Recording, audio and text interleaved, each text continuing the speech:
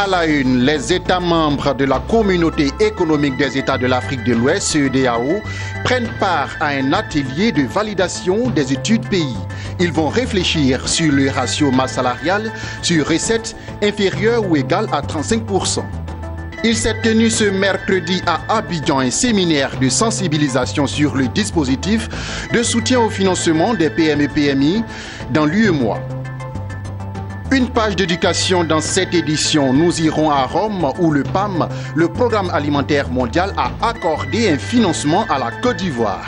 Ce financement s'inscrit dans le cadre de sa politique de nutrition des écoliers bénéficiant des prestations de cantine scolaire. Voici pour le sommaire. Bonsoir à tous, bonsoir à toutes et bienvenue si vous nous rejoignez sur Business 24 Africa. Les États membres de la CEDEAO prennent part à Abidjan à un atelier. Du 23 au 25 novembre, ils vont réfléchir sur les ratios masse salariale sur recettes inférieure ou égale à 35%. Pertinence et difficulté de satisfaction pour les États membres de la CEDEAO. À l'issue de cette rencontre, meublée par des propositions et des échanges, un document final sera proposé aux instances de la CEDEAO en vue de trouver des solutions au non-respect du ratio masse salariale des différents États membres de la CEDEAO. Marie-Josée Kwasi et Marie Seri. Les États de la communauté économique ouest-africaine CEDEAO étaient pourtant tous d'accord il y a quelques années. Afin de réaliser la convergence des politiques économiques, ils avaient convenu que dans chaque pays, la masse salariale devrait être inférieure aux recettes fiscales de 35%. À l'épreuve de la pratique, la réalité est tout autre. Les États membres de la CEDEAO ne respectent pas le ratio masse salariale sur recettes fiscales inférieure ou égale à 35%. Fort de ce constat, durant 3 jours, les États membres de la CEDEAO sont en atelier à Abidjan. Atelier auquel 8 États membres de la CEDEAO participent. Ensemble, ils réfléchissent sur le non-respect de ce critère afin de faire des propositions aux instances de la CEDEAO en vue de trouver des solutions. Dans le cadre de l'intégration économique, on cherche à harmoniser toutes les politiques économiques au niveau des États membres. Et un bon indicateur de politique économique, c'est l'indicateur masse salariale sur recette fiscale. Il se trouve que cet indicateur n'est pas respecté dans la majorité des États membres. Donc on se pose la question de savoir pourquoi. Surtout qu'à la 45e session ordinaire de la conférence des chefs d'État, les chefs d'État ont décidé de retirer ce critère. Alors que c'est un critère qui est même suivi par les partenaires au développement. Des fois, il est utilisé comme conditionnalité. Donc on se demande pourquoi l'enlever. Est-ce parce que les pays n'arrivent pas à le satisfaire? Mais si les pays n'arrivent pas à le satisfaire, pourquoi les pays n'arrivent pas à le satisfaire? Donc c'est un peu ce qui nous a amené à faire cette étude. Nous avons lancé la réflexion au niveau des États membres. Concernant la Côte d'Ivoire, le pays ne fait pas l'exception. Son ratio masse salariale s'élève à plus de 47%. Plusieurs raisons sont évoquées et des solutions proposées. Le respect de ce critère n'est pas dû spécifiquement à la crise. C'est un phénomène structurel. Depuis les années 60, la Côte d'Ivoire a respecté ce critère que quelques 2-3 ans. Donc c'est structurel, ce n'est pas un phénomène conjoncturel.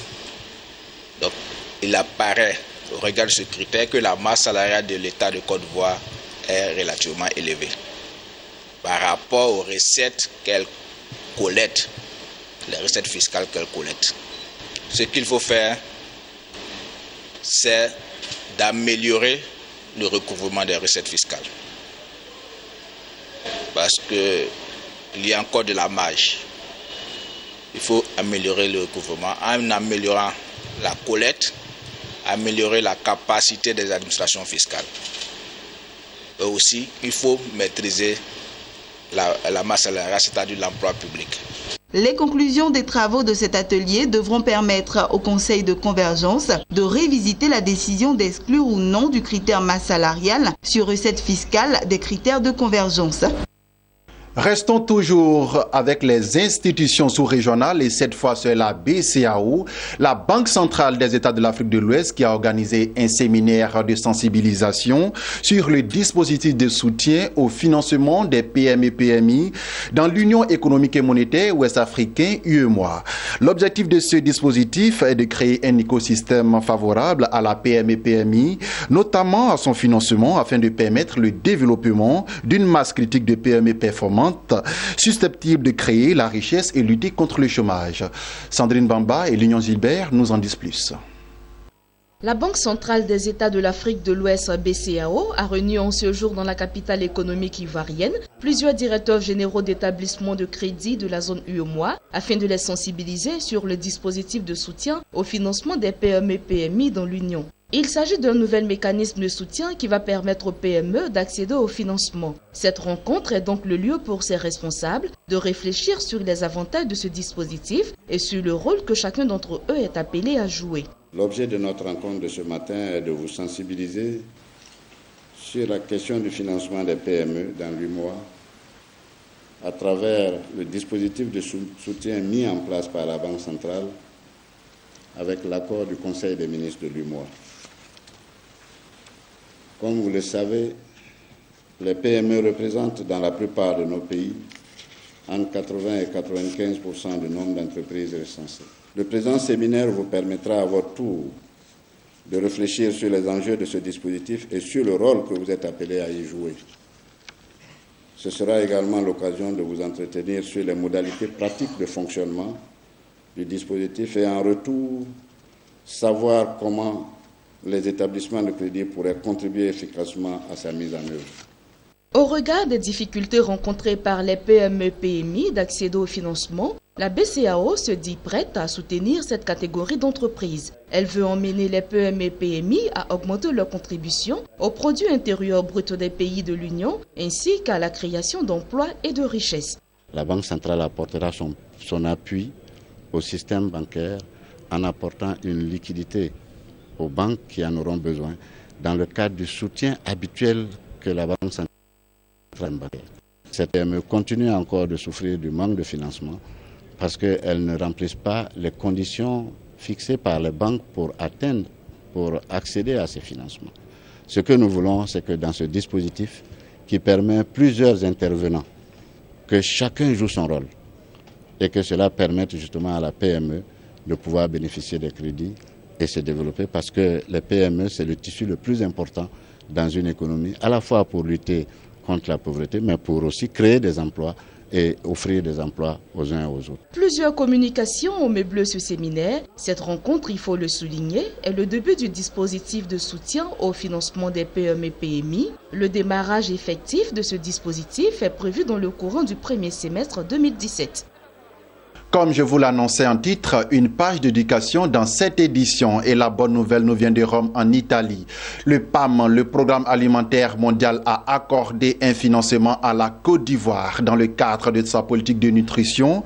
Des écoliers bénéficiant des prestations des cantines scolaires. C'était lors de la deuxième session du Conseil ordinaire du PAM qui s'est tenue à son siège à Rome. La Côte d'Ivoire était représentée à cette rencontre par sa ministre de l'Éducation nationale, Kandia Kamisoko Kamara. C'est un récit de Lawani Babatunde.